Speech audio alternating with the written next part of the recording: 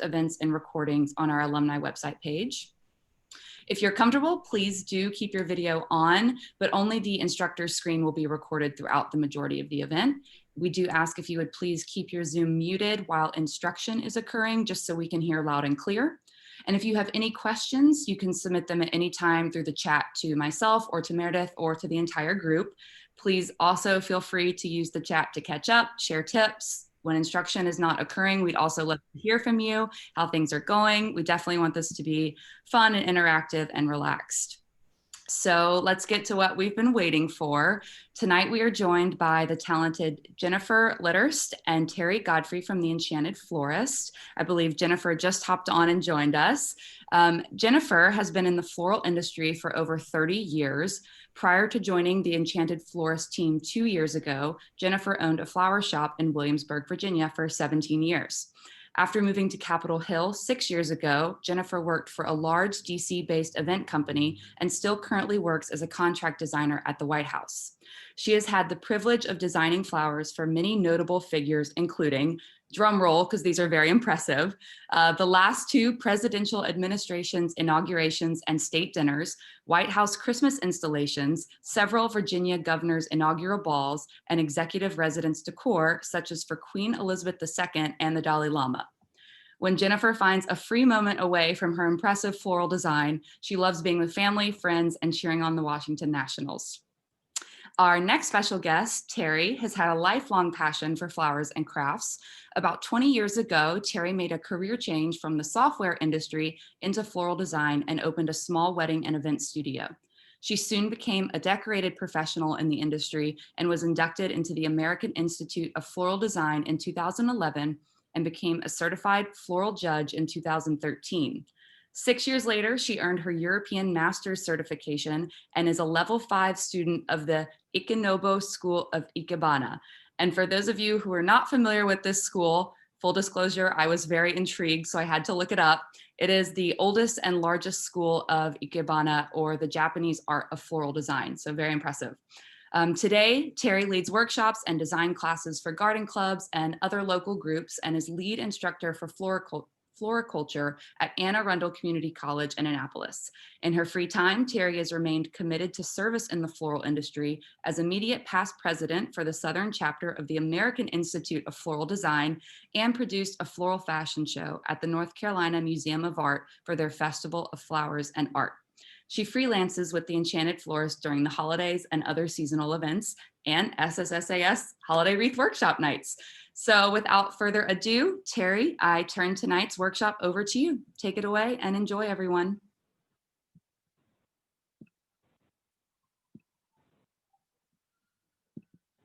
Oop, Terry, I believe you're on mute. My apologies. I'm going to apologize ahead of time. My cooler is acting up on me, and every now and then it will make some noise. So apologies ahead of time.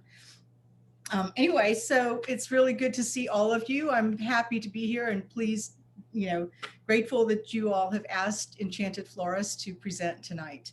I don't know about you, but is anyone as surprised as me to see how quickly that Christmas just seemed to pop up on us this year? It seems like all of a sudden overnight wreaths just sprouted from the doors in all of the neighborhood houses on me, and it just totally took me by surprise. But anyway, it's nice to see that the neighbors are greeting all of us happy holidays, and I think that we should do the same. We greet them back with happy holidays with our wreath. So we can go ahead and get started with that. Tonight I'm going to just do a quick slideshow just to show you a few possibilities. And Allison, if you want to go ahead and start it, that's great. Just to show you a few possibilities that with the wreath, and I tried to pull photos that use the same kind of elements that you were given in your packets. Then after the slideshow, I'm going to show you how to do a few techniques on how to attach the various items, your botanical items and your non-botanical items and accents to your wreath. And after that, I'm going to let you decide where you want to put everything and go ahead and help you if you have any questions as you're working. Does that make sense? Do we have any questions before we get started? Yeah. Is the PowerPoint on? Are people able to see the PowerPoint? Nope. No. Not yet. I don't see it. You're sharing your screen, but I'm the sharing PowerPoint's not up yet. screen, and you should be in, I think you need to be in gallery view or maybe a different view. Allison, it says double click. No, try maybe exit out and try sharing your screen again. Okay, let's do this again.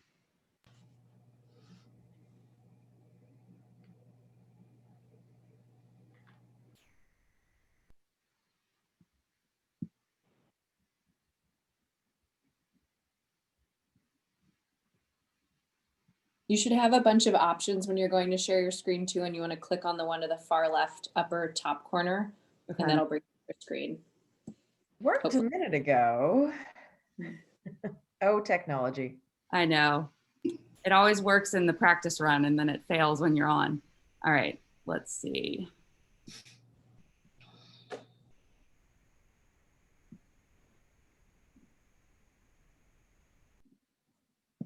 All right, how about now? Do we see it? You go. Okay. All right, let me put it in present mode. Awesome. There we Great. go. Awesome. Well, as you know, wreaths are just steeped in tradition and symbolism. And they're just totally ubiquitous for the holiday season. Evergreens have forever, for a very long time, been a symbol of strength and power. They're the only plants that survive the harsh winters. So ancient cultures have always endowed the evergreens with this sort of power there. And back in pagan times, for the winter solstice, the evergreens were used as a celebration, if you will, to welcome to remind them that spring is yet to come, and for the hope of having the green spring, which is going to follow. So the other symbolism within there is the symbol of the circle. So the circle represents eternity and unity, and some say, divine perfection. And so when you combine all of the symbolism, the wreath becomes a symbol for eternal life and the hope for what is yet to come. So it's very special. It's very special to me. And it's just not the holidays. I mean, other than the Christmas tree, it's not Christmas without the wreaths. So I'm very excited about this. You can go ahead and change it. So when we, in my European master's classes, we always talk about, my professor always asks, what is the purpose of this thing that you're making? You need to work with your client to find out what is the purpose. And so I just have to tell a quick side story. One time I was working with a bride and we were talking about her bouquet, and I asked her, so what is it that you would like to say? What would you like to share the message with your friends who are attending your wedding? And she said, well, I hear you have to have flowers. And I was just taken aback, but they just told me, okay, you don't want this huge Pinterest type bouquet. You want something subdued and really nice. So whenever you're putting something together, think about the message that you're trying to convey. And like I said, when you're setting the tone, you're just sending holiday cheer to everyone that's passing by, your friends that are coming to see you, as well as people that pass by. And I have a friend who says, what is the purpose of the wreath and the front decor? And she says it's to wow the neighbors. So that's always a possibility as well. I don't know if any of you have any other items that you're going to be displaying at your front door with your wreath, but you may want to take that into consideration when you start planning what you want to do. You want it all to work together, whatever it is. So if you have some beautiful, I don't know, arch going like the Nutcracker guy on the end over there, you probably don't want something that's going to take away from that focal area. So think about what you're displaying with it. Think about the decor of your house and what works with your personalities. Okay. So we can go ahead and go. So I'm going to show you just a little bit about where placement of the various items. And there are, I mean, it's infinity. There's just so many ways that you can approach a wreath.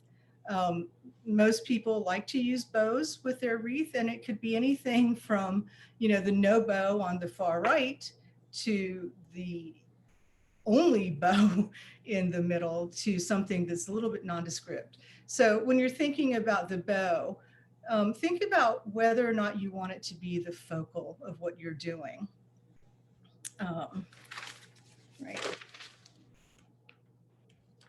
When I think of that first one over there, it's, you know, if you had had some big bright bow, the focus would have been taken away from the cinnamon sticks and the natural pine cones and what have you in that wreath. Okay. And I love looking at these wreaths and thinking about what the message is that they're saying as well. I mean, definitely playful versus subdued and a little bit more traditional. So that is also saying a lot as well. You can do the next one. Some of your options when you go to place your bow is where you're going to place it. So you have your top placement as sort of a common one. And when you're going to the top, you can go all the way to the very top, somewhere midway or toward the bottom of that top area. So those are all choices you have to make. I just want to also point out that when you're planning your wreath, you may want to think about whether or not you want to go symmetrical or asymmetrical with it. So like the middle one, if you divide that down the half, it's sort of more or less a mirror image of each other on there with the placement of the cones and the berries, as opposed to the first one where the cones are basically on one side of it. So intentional or not intentional, I'm not sure, but it was just, that's an asymmetrical placement as well. And then on the one to the far right, looking at the placement of the pine cones. So in the middle, you've got the pine cones that are kind of equidistantly placed. Over on the far right, you have them that have a little bit of grouping to them and a little bit more randomness to it. So it's a little bit more relaxed and a little bit easier, I think. The other thing that I want to point out here is you've been given some greens to incorporate into the wreath. I know some of you, I think all of you have a mixed wreath already, but you've been given additional boxwood and magnolia to add to it. So when you're thinking about adding in your greens, I just want to point out, I don't have my pointer, but the textural contrast that you have between the more broad leafed, like the magnolia, I think there's some salal and some bay leaves and some of these over here, and the feathery textures of the other greenery in there, and just sort of keep that in mind. By putting those broader leaves in between the feathery ones, it sort of makes both of them stand out and pop up against each other. That makes sense? Okay, great. So the next one is placing it at the bottom. And like I said, there's all sorts of options as well. They are on the bottom. Do you want the tails there or no tails? And do you also have the option of incorporating ribbon like in the middle, sort of throughout the wreath as well? You're not confined to just a bow. I know you've just been given a bow with your package, but y'all can come out anytime to Enchanted Florist and we can hook you up with additional ribbon and other ornaments and all kinds of stuff if you want to add to it. We're happy to have you stop by. So what else did I want to say about this? The other thing with your texture, I don't know, we didn't have any variegated holly, but I love using variegated holly in there because not only do you have the textural contrast, you also have a little bit of the color contrast in there. So if you have any of the holly in your yard, that would be great to pick and put in there. Akubo works really nicely in there. Euonymus is also really pretty to add. So if you have any foliages from your yards, it's nice. You can experiment with those as well and pull them in. Okay, and then your next choice is on the side. I mean, basically you can put it anywhere. They look great no matter where you put them. It's just a matter of personal choice. I'm kind of partial to the 11 o'clock position as in the first one over here. I like, I, I'm drawn to asymmetric, so that it always speaks to me there, and sort of having it balanced with the tails coming down and then the pine cone down at the bottom is always nice. I just want to also point out sort of the balance that they've created in the middle with that 9 o'clock placement of that bow, with that clustering of the pine cones and berries over on the other side of it. So if you're going to do an asymmetrical placement, think about how it's going to fit together. And then the last one is over on the other side.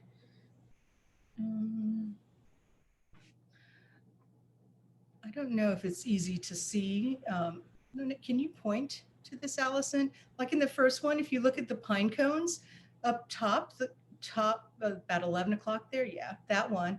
And then go to the next one, how it's then rotated off to the side. And then the next one, how it comes down.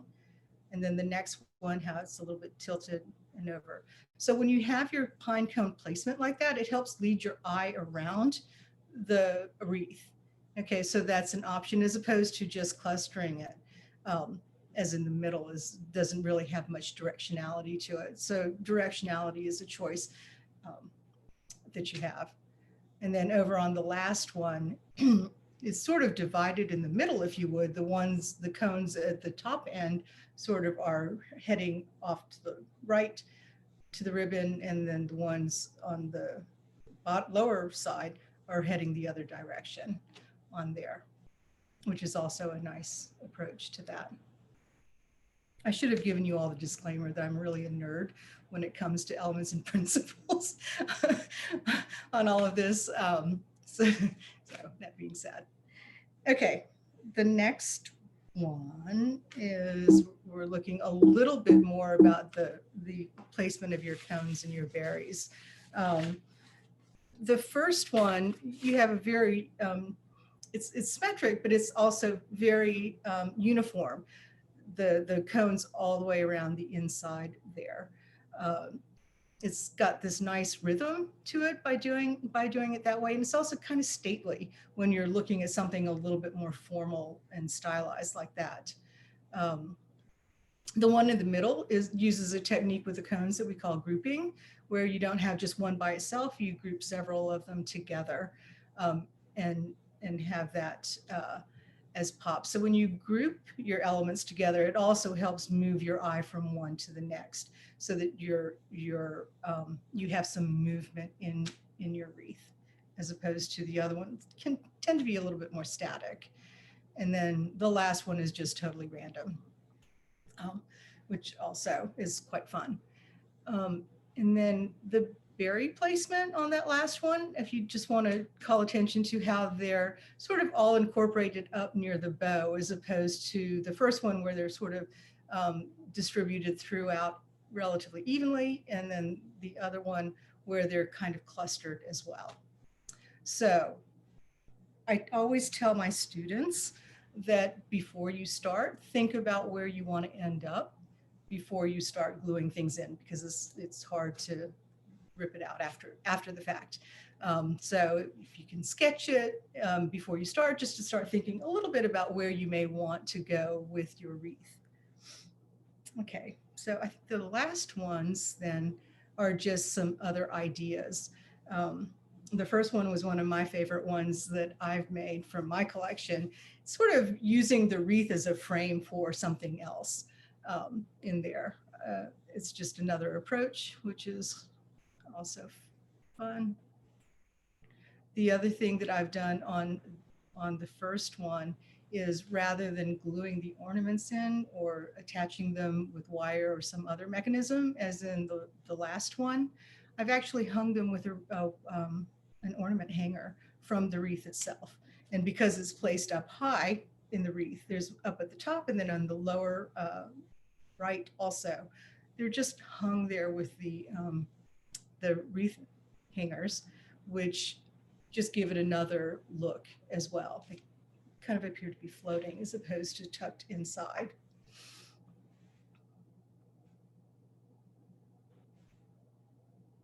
I wish I could hear questions from you guys if you guys had them. Okay, then the last, I think we only have one more. Is that true? More ideas. Just different ways to play with ribbon and other elements. Like I said, we have all kinds of accessories at Enchanted Florist. So if you'd like to swing by, we're happy to. We have some bells and some other ornaments that we can help add to your wreath as well in there. I don't know, I was looking today for some snow cones, but I really love the incorporation of snow cones, sort of mixing your cones together in the same wreath to give a little bit more interest. And then the one in the middle also has a different kind of treatment for your ribbon incorporated within the wreath itself, as opposed to just within the one focal area. Okay. And then, is there any more? Are there any more? That is the last slide. Oh, I took them out. Okay, great. So I just want to open it up to see if you have any questions for me before we go on. No? I do. Yes. I'm just interested, how did you get into this? Because it's such a niche. I mean, I would never have thought about all of those different things. So just how did you get into this? Just, I guess, both professionally and I guess for fun. How did you get into it? I'm a nerd. Can I say? So unlike a lot of designers who sort of either grow up in the industry or even the career changers, a lot of people are more intuitive. I think designers that just sort of gravitate toward the things that they like. I'm really, I love art of all sorts, and I'm really interested in looking at how the elements and principles that are applied to art can be applied to floral design, which is something that we do as well within AIFD, is we look at the elements and principles, and we look at trying to do a little bit more planning so that it's not just grabbing your different flowers and containers and putting everything in and hoping for the best.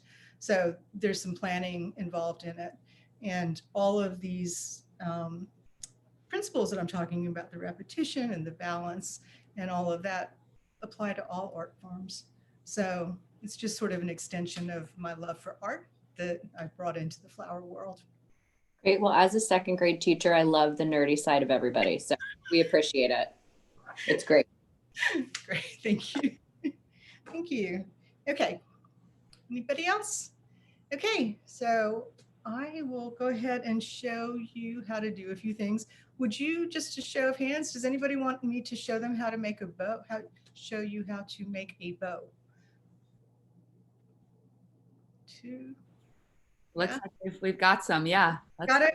Okay, so I practiced this with my camera here. It's a little bit difficult to see, but we're gonna give it a try. So I'm gonna switch over to my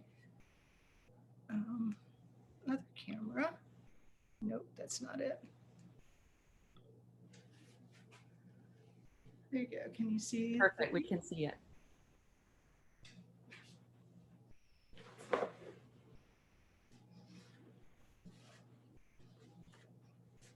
Is it still spotlit or is it just not me? Yeah, we can just see the wreath right now. Okay. All right.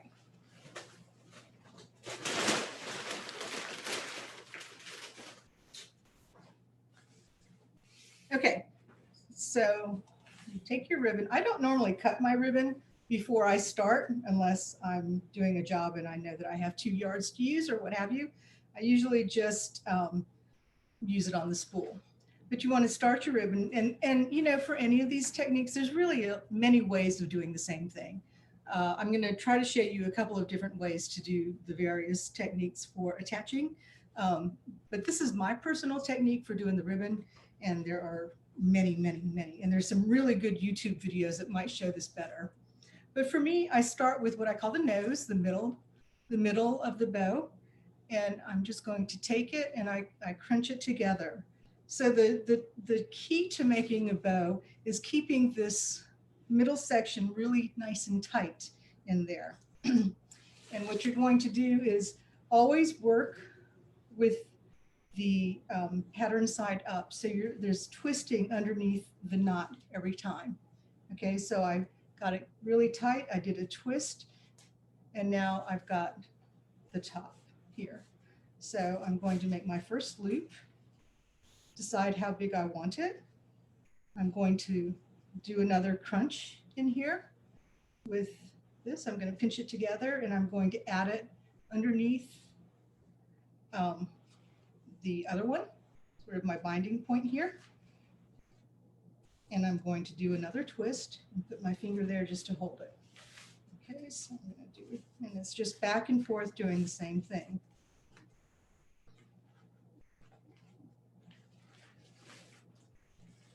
Okay, so pinch, gather, twist, give it a twist so that your pattern side is up again.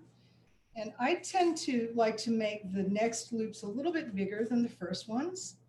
So I'm pinching, grabbing it underneath. It's not bigger. Twisting again. You can straighten it out when you're finished, so you don't really have to have it perfectly neat while you're going.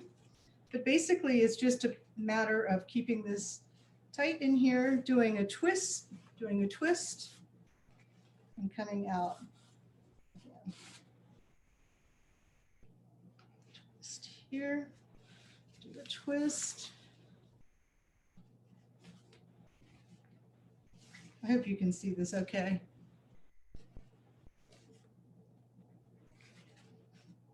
All right. Do another twist here.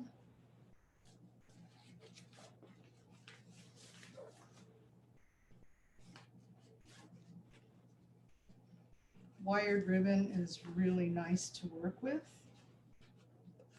for this. Okay, so now I have four loops on each side in my middle. Let me do one more.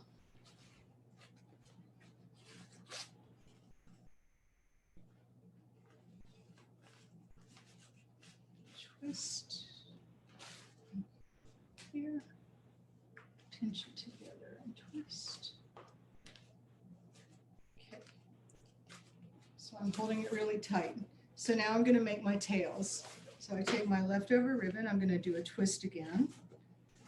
And I like long tails. So I'm going to take and twist it here. And this is going to be cut down, so that'll be my tail. And I'm going to make this one have 3 tails.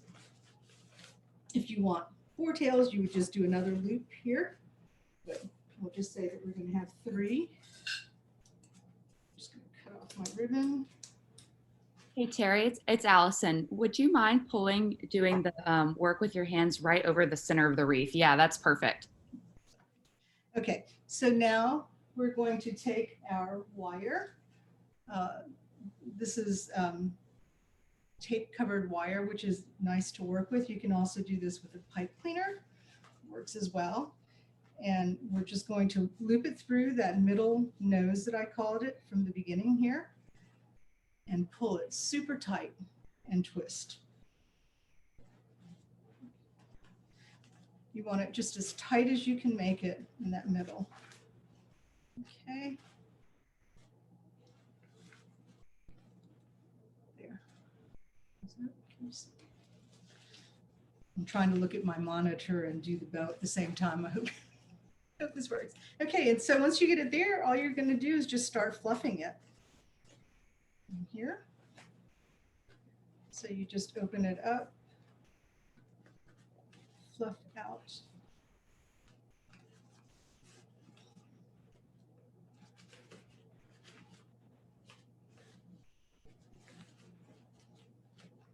Okay. And then these become your tails.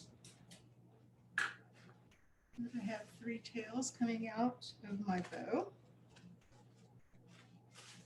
And you can treat the tails however you like. You can do a diagonal cut on them, or you could do just a little chevron cut on it here.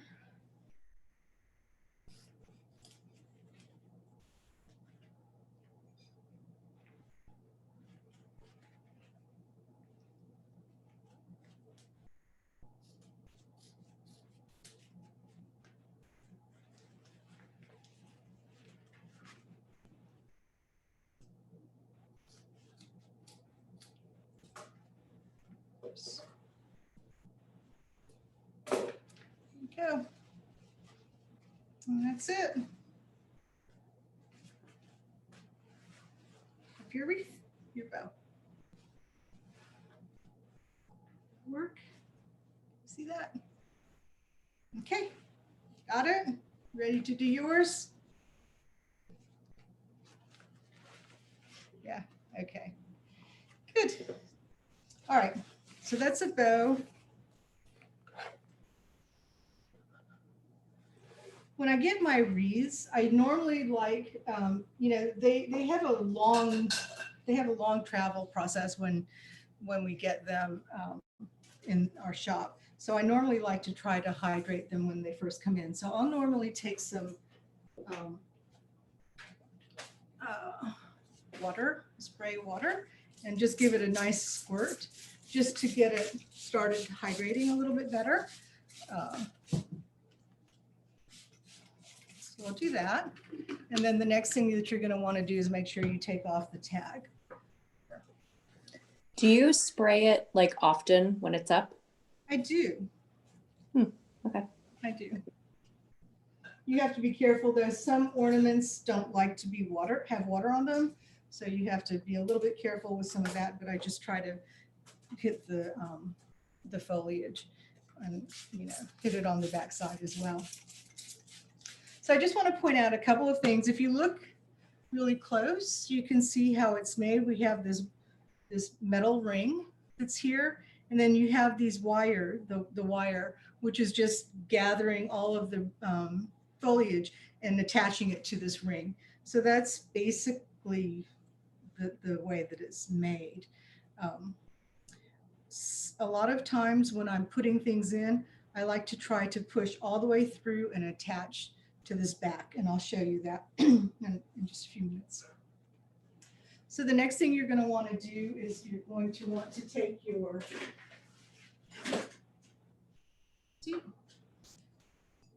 wire. We're going to make the wreath hanger for the back side. And the way I like to do this is if you look at your wreath, and hopefully you have yours in front of you, you'll see that this double ring has some metal rings in between, metal rungs in between. I don't know if you can see those in here.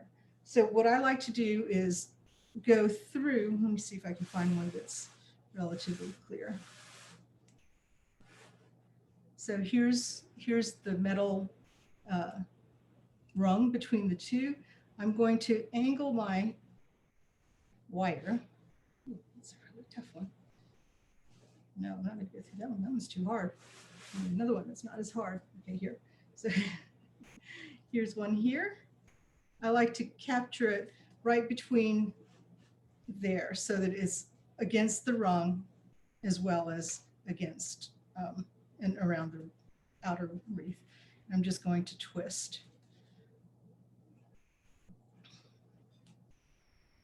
Okay. And then I'm going to go to the next one over and do the same thing. I'm going to catch it in between there. Push it through. Sometimes you have to use some pliers to find the end and pull it.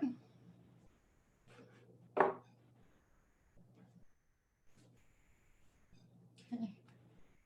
And then you're just tightening it off.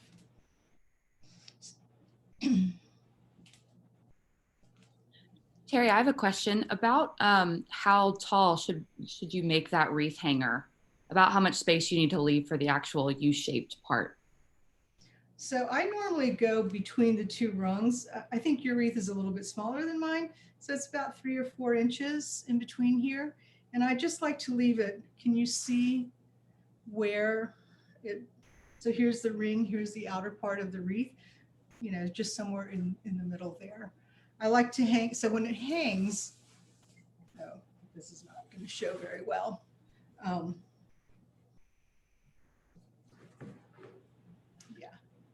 Let me see. So my fingertips are on where the hanger is going to attach. You don't want it so high up so that you can see the loop. You know, when you hang it, you want it hidden behind the foliage a little bit, right? So you want it somewhere in here. Does that make sense? Does that answer the question? Yes, thank you. Okay. Okay. So there we go. All right. So once you do that, you have the top of your wreath. Okay. So then I normally start with a bow because that's sort of the focal, usually.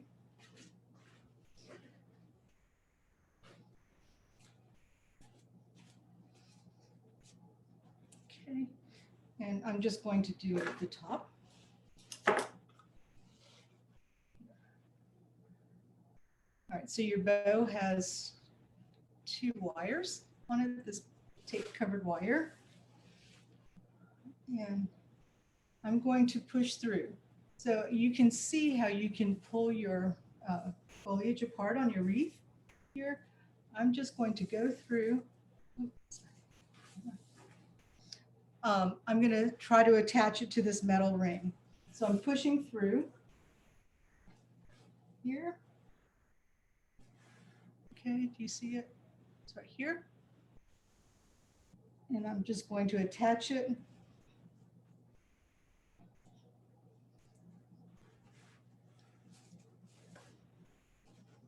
to that ring.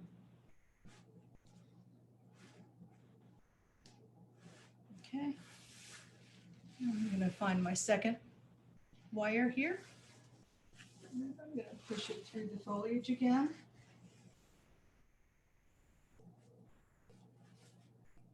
You might want to wear gloves when you do this.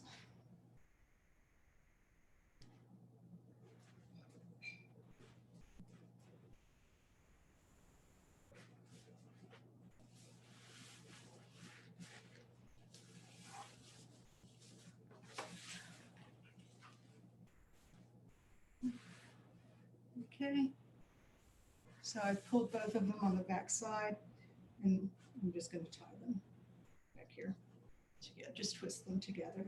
I always take my ends of my wire and try to push it right back into the foliage so it doesn't scratch the door, or especially if it's a glass door that you're hanging it up against. Okay. So then you have your bow, and you can straighten it out, just fluff it.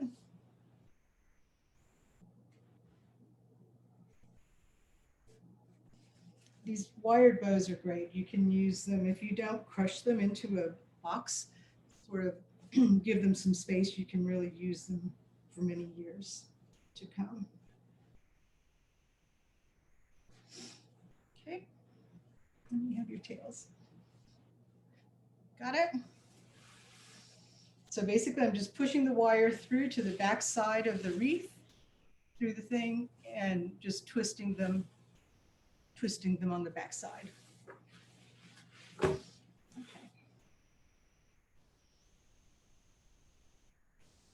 So then normally I go next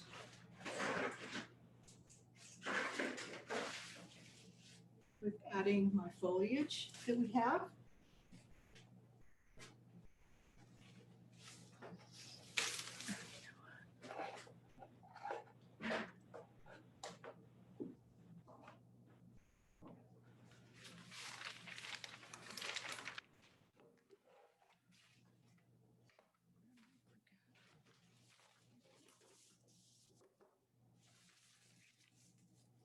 So you've been given boxwood and magnolia. And I'm going to start with the magnolia.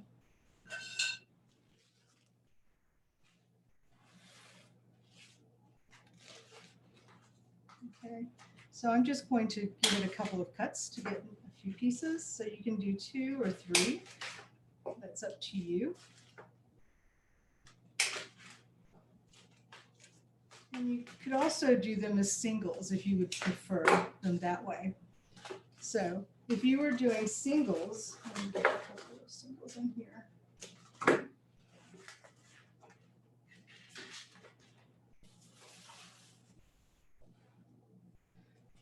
I'm not going to glue them in quite yet.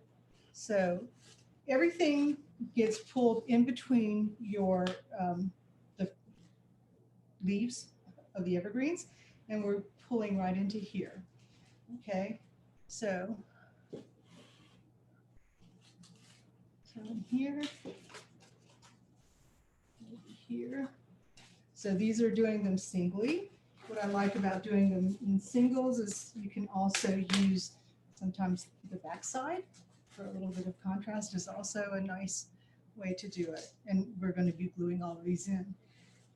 If you try to put it in and it's a little bit too big, you can always cut it down. And I cut it down to a point to make it a little bit better size for where you want it to go. Right, so if it's sticking out too far, you can do that. Okay. So I'm going to follow the direction of the way that the greens have been attached to this wreath. It goes around this way, so I'm going to just follow that. So if I were doing the singles, I would put them in here like this. I don't like that because it's too big. Cut it down. You can also do them as doubles if you like. Same thing, or triples, it doesn't matter. I'm pulling up in here and I'm just going to try to squeeze it in between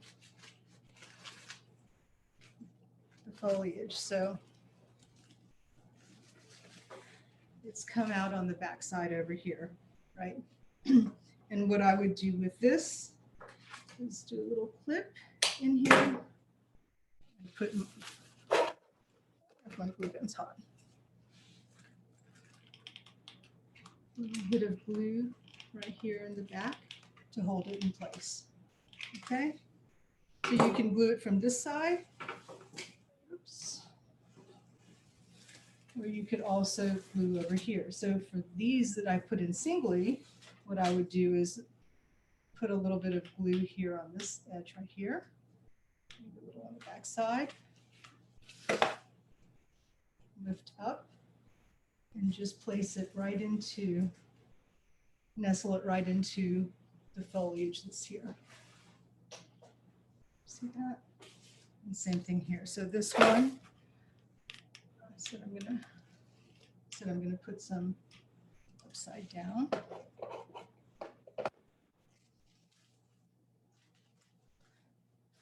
You can put it that way.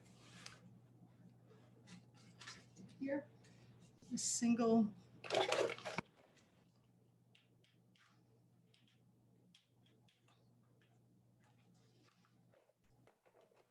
Terry, can I ask a question? Mhm. I know in our area, every so often we get some strange warm spells, even into the new year, and I've noticed it sometimes makes some of the live greenery outdoor decorations turn yellow pretty quickly. If we're expecting kind of a warm spell, should we be just doing extra water spritzes? Should we bring the wreath inside? Any suggestions? Spritzing it with water always helps. You know, they're evergreen. They really like the cold weather. And if it's warm, there's really not a whole lot that we can do for that. I would keep it as hydrated as possible. If you don't mind taking it down, bringing it into a garage or something where it's nice and cool and moist would also help that a little bit. Yeah, but spritzing it down is really the best that you can do with it. Thanks. Okay, so that's how you would attach your magnolia. So like I said, decide where you want to go with it. Do you want the little singles popping in and out here, or do you want sort of clusters of it emanating in? Okay, like that. And also you need to decide whether you want the front side or the back side or both showing. in here. Okay, so a lot of times I'll place everything before I actually glue it in. I'll sketch it, but I'll also sometimes just place them where I think I want them before I start gluing. Okay, so that's for your magnolia. And then your boxwood is basically the same thing. It's a little bit different. So I'm going to clip some pieces of boxwood, and it helps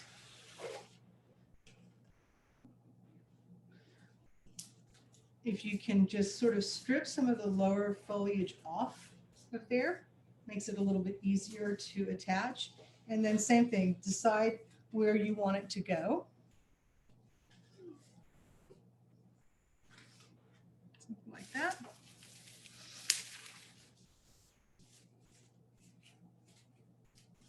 Okay, so strip that down.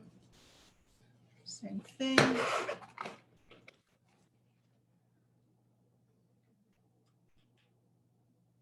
Be really careful with your glue gun. You may want to put something underneath your wreath so you don't get glue all over your table. Same thing, I'm going to just lift up my foliage here and just slide it right inside.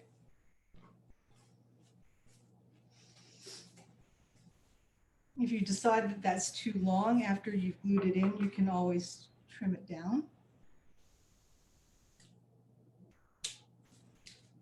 To be better.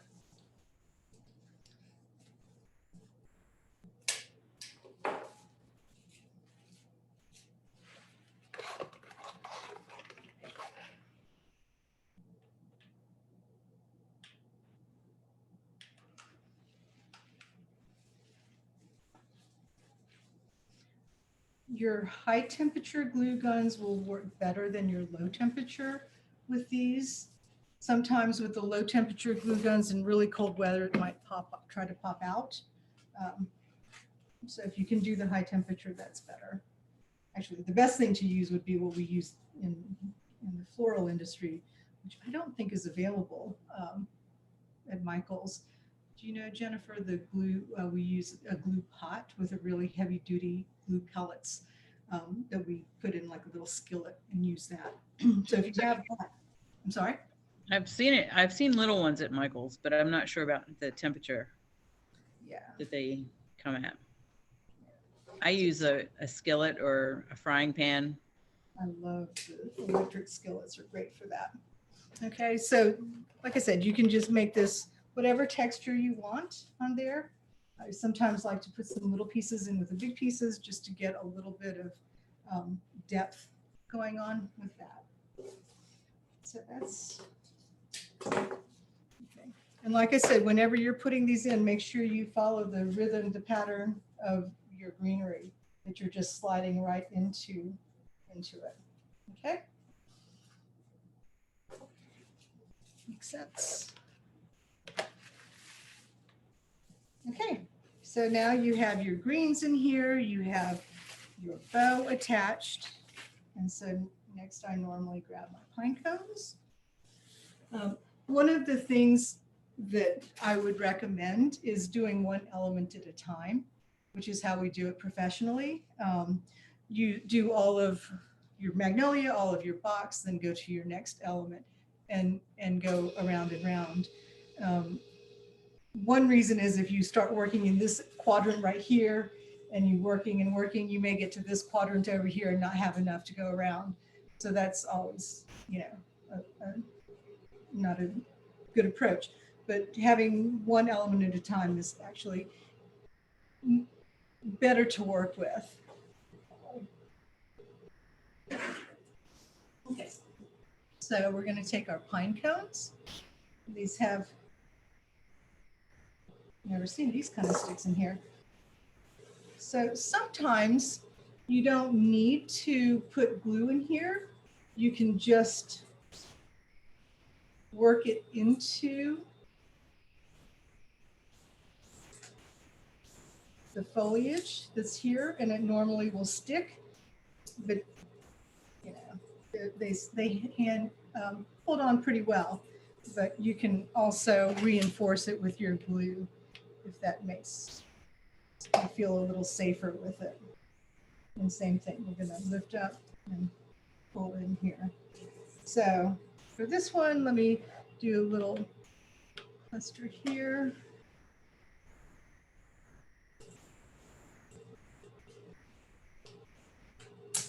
Oh, it's okay if you break it. You can also just put some glue right here on the edge, on the bottom, and that will also work for you here. Alternative.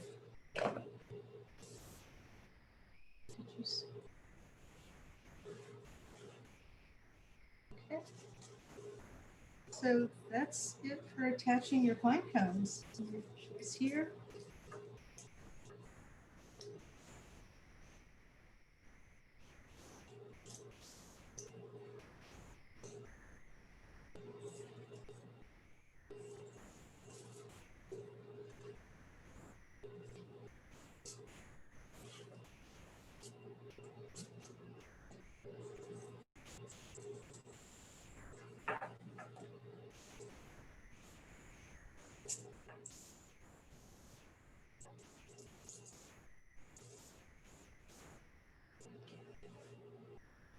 Okay.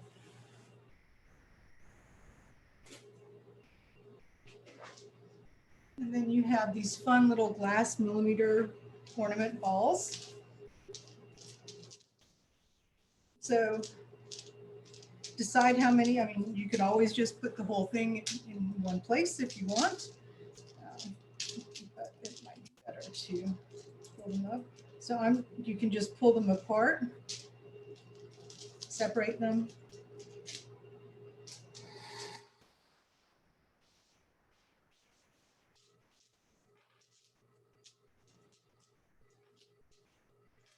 Okay. So I tend to like to do 2s and 3s. So I'm going to take my 2, my 3,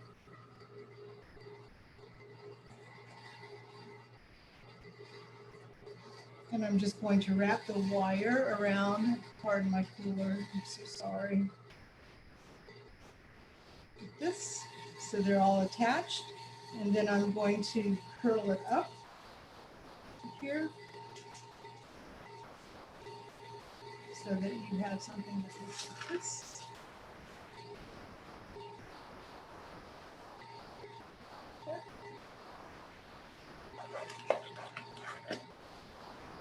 I'm going to take the glue gun and I'm just going to put glue both on the ornaments themselves and a little bit on the wire.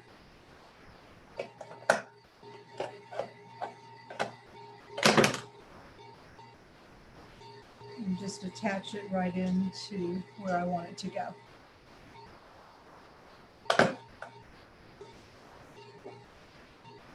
That's really the easiest way to do it. You can also just use the wire to attach it right through. So if you're going to do perhaps a single one somewhere, you can always take the wire here and use it to push through your wreath, through your foliage, and capture it over on the back side here. And just either wrap it into one of the evergreen leaves or onto the frame in the back itself. So here are my pine cones. Usually when I do this, I'll trim these off. So these were my pine cones that I stuck here. Okay. So those are 2 different ways of attaching your millimeter ball, your glass balls there.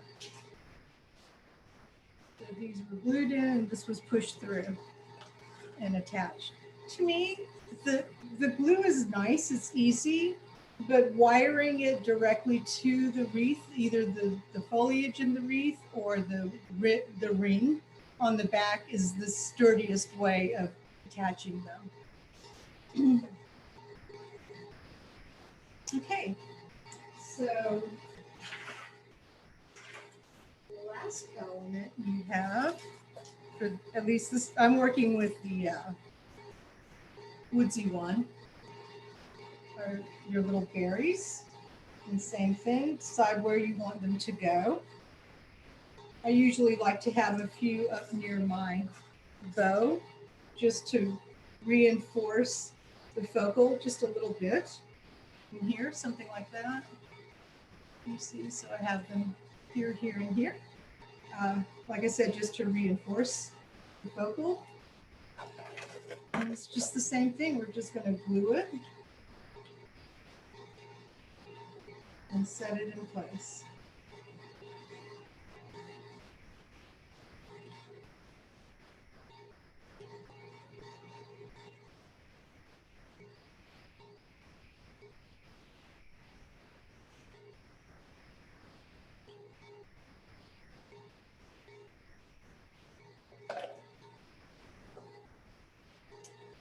And those are all the elements we have.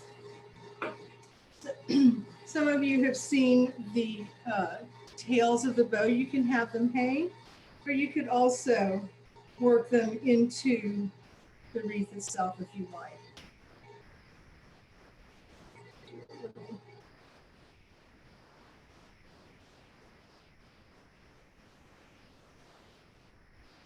See that? So if I were to do that, also use your glue gun or wire. So if you're going to use the glue gun, you could put a little bit of glue on the end there. And tuck it right into the foliage where you want it to go. And it's really nice. You've got the wire that will help you bend it and shape it.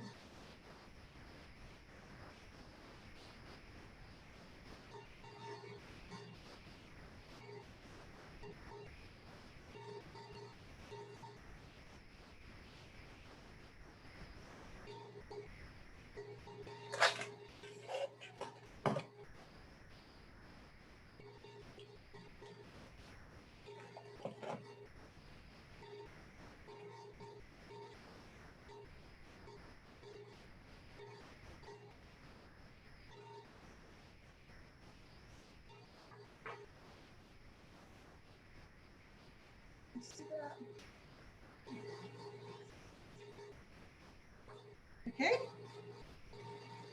All right. Those are all the elements that you have. You ready to, is anybody working already? You guys doing it?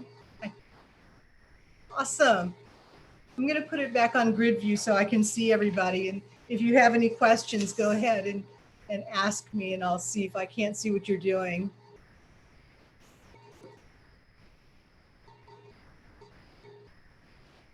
Excuse me a second.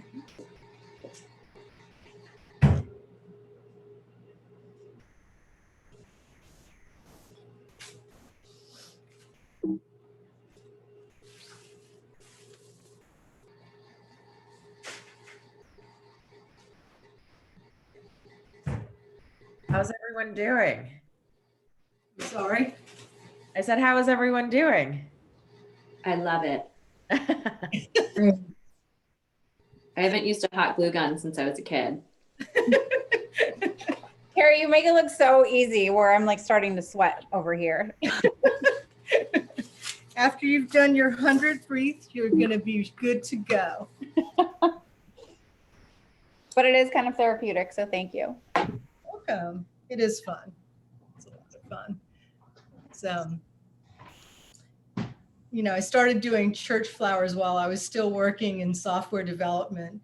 And it was just so nice to be able to express the creative side of oneself and just sort of get out and play. I highly recommend it.